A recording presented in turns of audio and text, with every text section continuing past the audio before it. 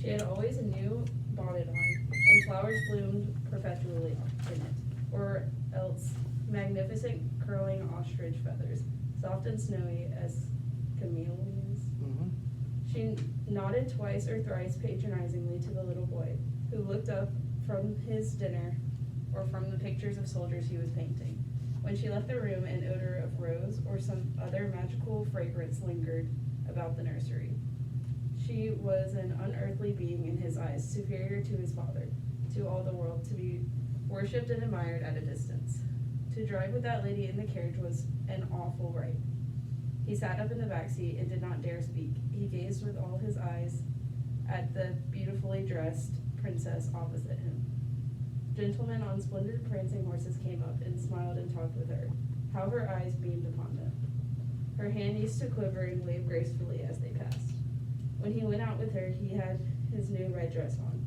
His old brown Holland was good enough when he stayed at home. Sometimes when she was away and Dolly, his maid, was making the bed, he came into his mother's room. It was the abode of a fairy to him, a mystic chamber of splendor and delights. There in the wardrobe hung those wonderful robes, pink and blue, and many tinted.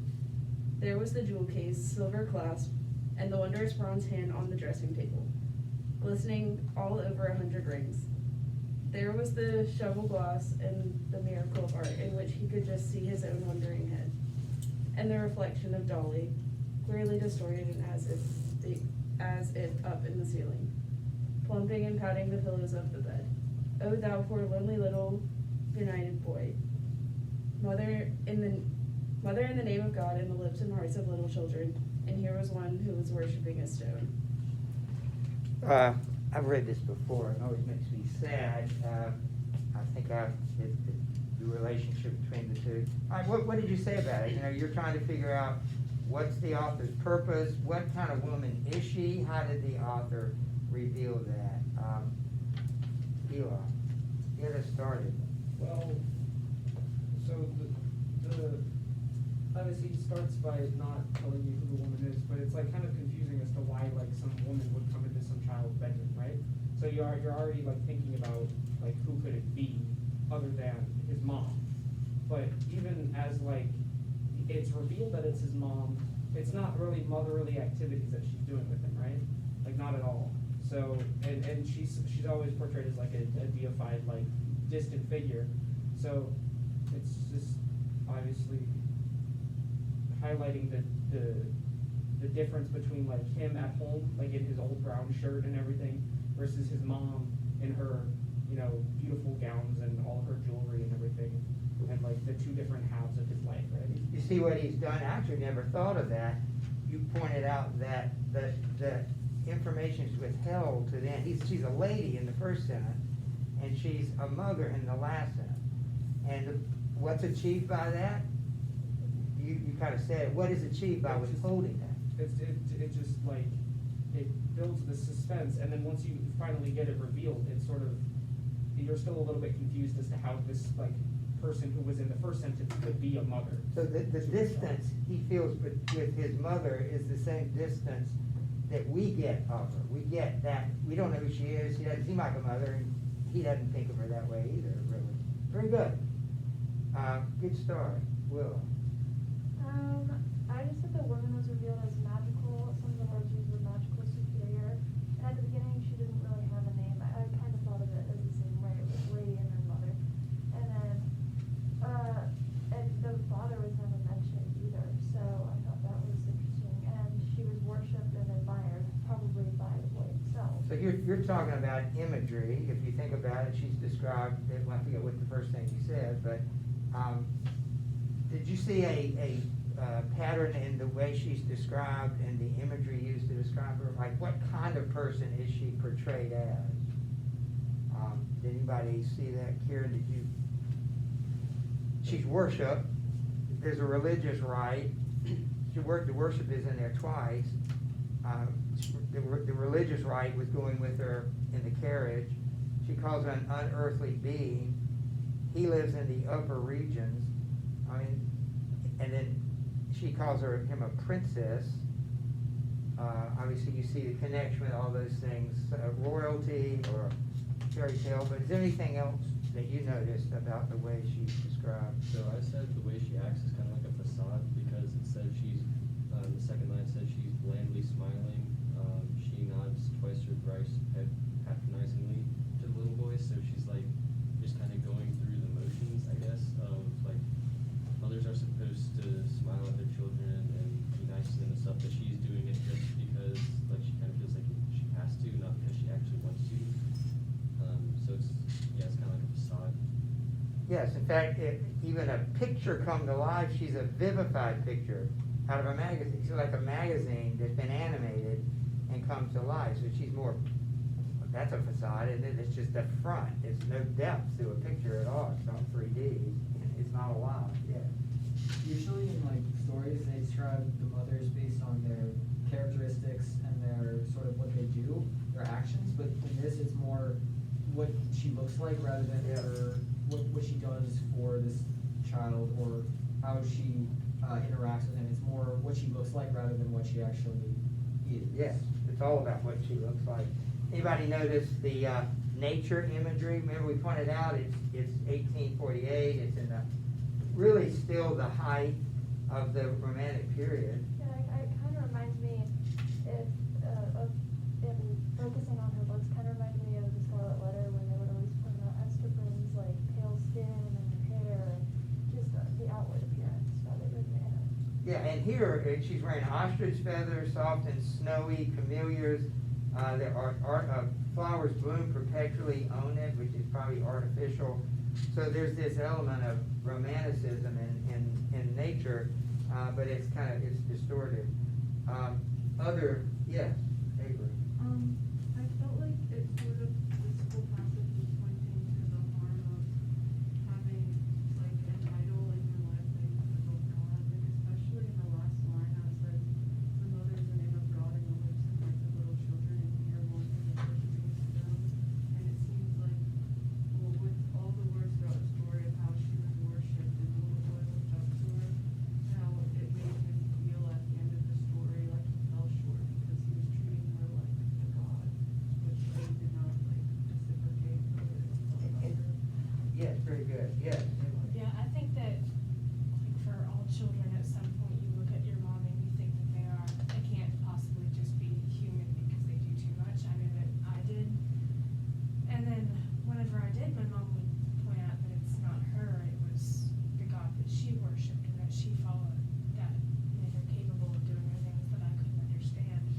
And I think the fact that his mother didn't redirect his worship or his idolatry made him feel less than as a person. She accepted it. Only God can accept worship, but she accepted the worship, or someone who thinks you're a God. Yeah. I think just the way that the author describes her being kind of surrounded by all this materialistic stuff, like her clothing and jewelry, and yeah, basically like the way she dresses, I think that shows that she's not, it's just another way to show that she's not a great mother because she's, I feel like when you're a mother, you're supposed to be more selfless and like caring for your children, but instead she's like kind of wrapped up in society and like, just her materialistic dress and stuff, and like when they're in the carriage, she talks to all the gentlemen who come by instead of like spending time with her son, and even that like kind of maybe implies that she's not with his father anymore, and so Right. she's like not taking part in the family, she's like out in society and stuff, so yeah. And actually, it seems like the depth of this is fairly shallow in terms of the whole thing. We get it pretty quickly, and he makes the point kind of over and over again. So what would you write for 40 minutes about? Look, the point, how are these things that we're saying portrayed? Like we've talked about imagery.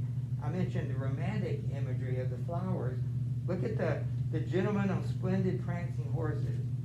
That makes me think of Emily Dickinson wrote that poem, about there's nothing about a frigate, and she talks about prancing horses, and we made the point that sounds like a fairy tale again. So what you would do in a paper like this is really focus on, because that's what it's asking. How is the character revealed through the imagery, the diction, that lady, this lady, you know, use that word lady, it fits in with that picture.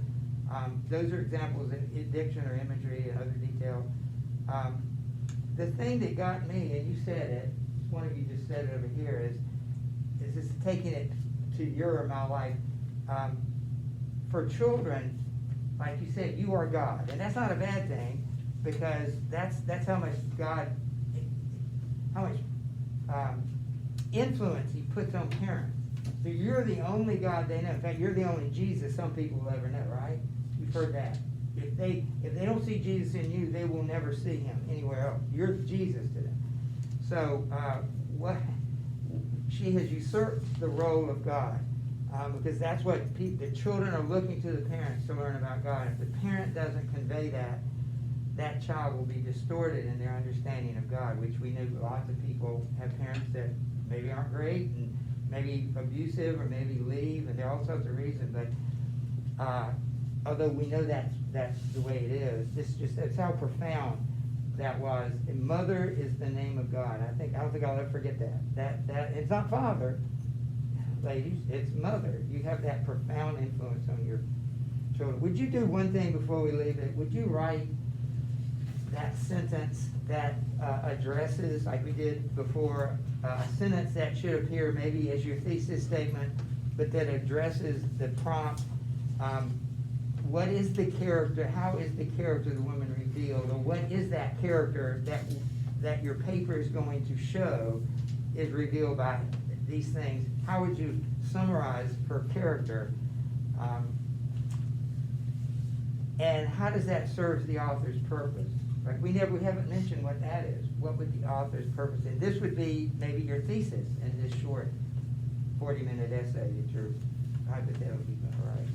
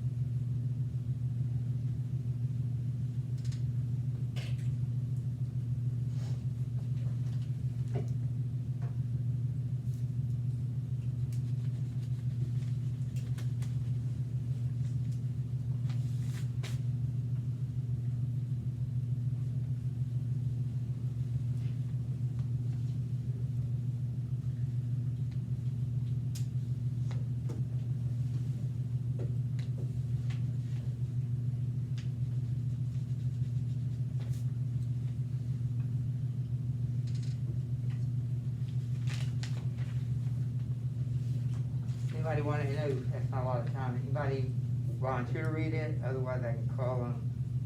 I'll give you another minute.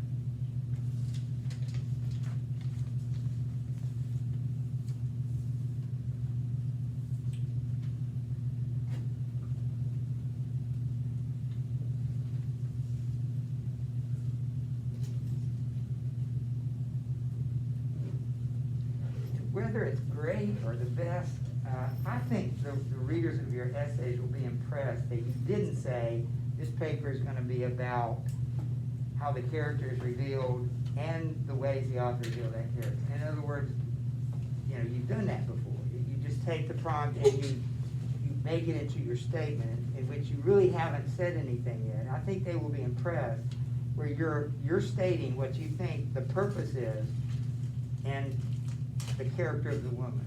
And whether it's exactly right, I think that will go a long way. Well, they're getting it. They're trying, and I think that will help. Anybody want to read that? I gotta move on here. Colleen, would you? I know you did volunteer. I said the character of the woman is revealed by the materialistic physical qualities that she portrays and how she is received by others. Yes, and the only thing I would add is, what would be the purpose? What do you think the purpose of the author was? Was to show how a mother can be viewed. Good. I like that. Courtney, what did you say? I said that the author floods his passage with imagery of the woman's appearance, yet withholds the word mother to the end of line 13, which reveals her shadow character and feelings as a mother, and serves to intensify the experience of the boy. Oh, good. What was that first word you said? She does what? That first sentence. He floods the passage. Did you just say the word flood? Yeah. I really like that. I'm a connoisseur of verbs. I don't know how to use them very well, but I love when I see them. And that's a really good word. To flood, that really got my attention. I think it'd get their attention. They'll say, wow, this, now, but it also sets the bar really high. I'm serious, a little thing like that reveals your fluency in the language and writing. Did you want to share too? Good. I said, this woman, characterized by selfishness, materialism, and vain conceit, serves the author's purpose through her actions from the eyes of her son. The importance of a mother's God-given influence and responsibility to deny such heavenly love. Well, you did it too. I mean, you got it. I think you really got it all in there. Anybody else? I thought we said we never mentioned point of view, and I think that goes back to what Eli started with, the fact that all this is withheld till the end, but also the fact that it's through the son's eyes, not the mother's eyes, that you basically get this image, and that makes sense, doesn't it? Because that's what the point of it is to show the influence of the mother on the son, and he's the one that sees her as these things, and so that would be a good way to work that in. And finally, turn the page. If we had time, although I think it may be redundant, I used to do it every year, and I will give you one of these. Remember the data sheets we've used for a couple of things? We did it for a couple of summer books. Those are very useful for this purpose. And so one thing I'm asking you, I'm saying that you need to do is to already select 3 or 4, 2 or 3, however many books that you've read over the past couple of years that are quality books, like the list here, and you know, the list isn't the same, of course, for every prompt. But think of those books and be prepared to write them, because you're going to get to pick. Why not prepare that in advance? And surely one of the 3 or 4 books, one of these great books, you can probably apply to that topic. I think Huck Finn, I mentioned this before, Huck Finn, Heart and Darkness almost applies to every single topic. So, I mean, go ahead and prepare that. I'll give you one of these tomorrow. I'll go ahead and get data sheets, give you a couple. I've often given credit for filling them out. Now, you already have to, but they're not books that I doubt if you're going to want to use either. I don't know if it was The Crucible, but there's 2 other summer books, Pride and Prejudice. I don't remember exactly. I think we did one for each. Great Expectations. Frankly, I don't think you would want to write on Great Expectations. We didn't spend a lot of time with it. Pride and Prejudice, I like, but how well do you know it? So I'm going to give you a couple of these to fill out. You get some credit for doing it. But that's not the reason I'm doing that. I want you to be able to, I want you to focus on a couple books. So here's the thing. I'm going to give you 5 minutes out of 40. How much time do you think you're going to spend preparing? If you have 40 minutes to write this, literally how much time do you think you're going to think about it? I mean, Okay, is there any way for you to estimate it? I kind of watch these sometimes when you write, and of course you're writing about a book you already know most of the time. Most of you don't spend a lot of time thinking. I mean, I don't mean that you're not thinking, but just outlining, that's a better word. You are thinking, but I don't see too many of you, although I notice on the essay, sometimes I'll notice on the prompt that some of you've done that. I think you could probably save yourself time if you do that, but you have to figure out how much time do I have to not write, you know, because I gotta write this. So what we're basically doing is we're doing the outline. So I'll give you 5 or 6 minutes. In many works of literature, that's what they'll say, a character conquers, circle and underline the things you think are important. A character conquers great obstacles to achieve a worthy goal. I'd say that's really the thing you're looking for, obstacles to achieve goals. Sometimes the obstacle is personal impediment. At other times it consists of attitudes and beliefs of others. Pick a novel or play, and literally you have, it's up to you, anyone, in which an important character must overcome a personal or social obstacle in order to achieve a worthwhile goal. Now, tell me, which book you've ever read does not fit that category, really? Then write a well-organized essay that explains the goal that the character had and how the character reaches it. Also explain the ways which the character's struggle contributes to the meaning of the work as a whole. You see, there's several elements there. The goal, the achievement of it, and the struggle, and the meaning. They're kind of all overlapping, but those are 4 things. Do not merely summarize the plot. So, choose a title from the following list or another novel or play of comparable literary merit. So, I'm going to ask you to do that. Yes, sir. So when they say like of comparable literary merit, does it mean like if you were to do like a Shakespeare play, or like something we read last year or the year before, would those be? Oh, absolutely. This is not limited at all to this year. But you have to be able to recognize, which is part of the challenge. Do you recognize, if you don't pick one of theirs, have you picked a book equal in importance? So, Caldwell, and just about anything you've read in literature, I'm sure would fit. It doesn't have to be limited to. I will tell you the story about the guy. He should have made a 5 on the whole thing. He made a 4. He told me why, because he wrote on Crime and Punishment, which is great. I love Crime and Punishment, but we didn't read it. We didn't read it. So he didn't know it as well. He even said that. I got into the essay, I didn't remember it. He thought he knew it, and it fits perfectly, but he didn't have the, so that's why you need to be prepared. So take a couple minutes, 5, 6 minutes, pick one of these books. I picked 3 that you would have read in the last 2 years. Actually, I didn't pick all of them, but anyway, pick one. You can only write on one, and then make an outline. So just take some notes. What's the character's obstacle? What was the goal? How did they achieve it? And what was the meaning of and what were the struggles? So there are about 5 things that you can make a list of or answer in about 5 minutes.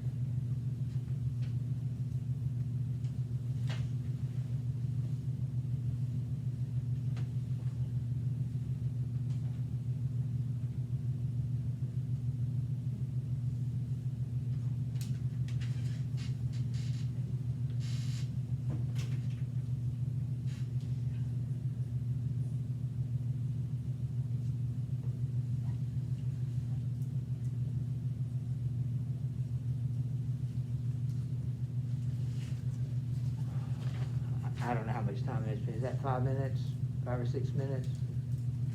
So you'd have 35 minutes left approximately to write this essay, and you all have different books. I would love to be able to hear every single book that you chose and your rationale behind it.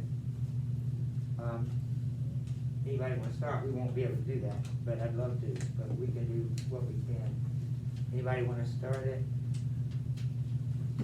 All right, why don't we go with William and then Marie? Well, I chose the Scarlet Letter because it was the one that I remember the best, I think. Because we went over it a lot. And what else do you want? Okay, there are 4 things. I even tried to answer each one of them. What is the goal the character has? What were the obstacles to that goal? How did they reach the goal? And what did all that contribute to the meaning of the world?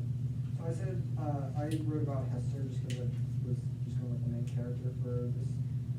I said her goal was to try and live a normal life and secure a good future for her daughter. Her obstacles was that she made a mistake and she had to bear the consequences, both for herself and the people around her. Her method was that she lived quietly and did things to repent, as well as she tried to prevent her husband from killing Dimmesdale. And the meaning was that it was a story about sin and repentance and how being straightforward rather than lying is the best approach. Very good, and all I would add is that you could probably list 4 or 5 more obstacles to that book. I mean, all books are filled with obstacles, because that's what makes us keep reading it. So you could probably add to that list of obstacles that prevent her from living a normal life. Good, yeah. I chose Heart of Darkness, and so I said that Marlowe was the character that had to overcome an obstacle, and his goal was to find and bring back Kurtz, and so I said to do that he had to overcome the chaos that he found on his journey, like along the Congo. I said some examples of obstacles were when he got hit there, his steamboat was sunk and he had to fix it, and also just the fighting between his crew and the people or the natives who attacked, and then also Kurtz's unwillingness to come back with him. And so I said that all contributed to the meaning of the overall novel, which was that all humans have a savage or chaotic nature within them, whether or not they're civilized Europeans or savage. Very good, and again, you could have, I'm sure you could have added to the jealousies people had toward Kurtz, the inefficiency of the system, which was the reason why the ship was sunk and wasn't fixed. She had to overcome all those to literally get someplace, as well as you just wrote that paper to discover the mystery or the solution to the mystery. Yeah, Colleen. I chose Scarlet Letter. I chose Dimmesdale and Scarlet Letter. I said that the obstacles he faced were the struggle within himself about social status and how people would react after he confessed what he did with Hester. And then his goal was to live life with Hester and Pearl outside of their women union, I think. And then by confessing, he lost his life for confessing. That shows the true power of confession, which is what it means in Scarlet Letter. And again, I can think of all the obstacles that are similar. I mean, what are the things that kept him from confessing, and ultimately living with her, being married to her? Think of all the different obstacles that he had to overcome, and literally we see it at the end of the book. He overcomes it. I always think of Superman. I don't know how he did it, but stand out like this, and you don't know what was there. Here it all is 150 years later after he wrote it. What was really on his chest? That he was never definitive about. The writer never said exactly what it was. Very good. That fit. You see how that fits perfectly. Others, you're just dying to share this, because that would. Mason, what about you? I can tell you were dying to share this. Don't try to hold it back. I know you would. Here it comes. Okay, I'm ready. Okay. So I wrote about the Red Badge of Courage. Oh. It wasn't on the list, but it said you could do it. Yeah. Yeah. So, Very good. and I talked about how Henry had to overcome the shame of his own personal cowardice in order to mature into the soldier and the man he had Perfect, yeah. to become, that the army needed him to be. And he reached this goal by sort of getting rid of the former perception he had of himself, that he was a pretty good dude when he joined the army, so he was a soldier and a good man. And he had to acknowledge that he was a coward, and after he did this, he was able to sort of build himself into who he wanted to be and who he had seen his fellow soldiers become. It's almost like that book was written for this topic. I mean, that's really what the book was about, right? And so that fits almost ideally into the topic. I did Les Mis, and I talked about how Jean Valjean learns to, or overcomes his criminal past in order to become a strong Christ-like figure. And some of his obstacles were running from Javert, hiding his true criminal identity, and raising Cosette on his own. And he did this by learning to become completely selfless, by putting Cosette first in all situations to where he had nothing, giving money to the Thénardiers even though he knew that they were horrible people, and staying away from Cosette when Marcus told him to. And, again, you just listed a lot of obstacles, which is good. I'm just looking at it. Explain the ways that he overcomes those obstacles. That would be something else you're gonna be writing. How do you overcome each one of those in order to get ultimately that goal? Anybody else? I thought of the crucible. What was his ultimate goal? Is to defend his personal honor and to protect his wife. What were the obstacles? His own reputation was an obstacle to that. He didn't want people to know. His wife was suspicious of him. Abigail was jealous of him. Society was obsessed with witches. They were prejudiced. If you said anything other than there were witches, you were in trouble. The church was prejudiced. The emotions of the hysteria. The church's prejudice wouldn't even let you sign a petition, wouldn't accept. They had all these rules. And then the personal grudges between the Putnams and him and the guy who got his chest crushed in. What was his name? You remember that? All the way back to August. Giles Corey. Remember he said more weight, so they crushed him. All those were obstacles to trying to preserve his dignity, which he finally did, yet he got hanged for it. And the purpose, power of society to suppress the truth, and I threw in brotherhood, although I didn't mention any of that, in order to achieve and hold power. Would you do me a favor before we go? That's the last thing we'll do with that. Would you, just somewhere, you're not doing me a favor, you're doing you a favor, but just somewhere, make a list of the books, if you had to right now, and each of you pick one, that might be on the list. You have to make a list of the books that you want to use, and they don't have to be on that list, because a lot of great books will appear in other lists. Make that list right now. I mean, you can list as many as you want to, because you're not committing yourself to any one. But 4 or 5, 3 to 5, that you're absolutely sure, if you had to write it right now, somebody forced you to write it right now, you would, yeah, here we go, here's the go-to book I've got to use.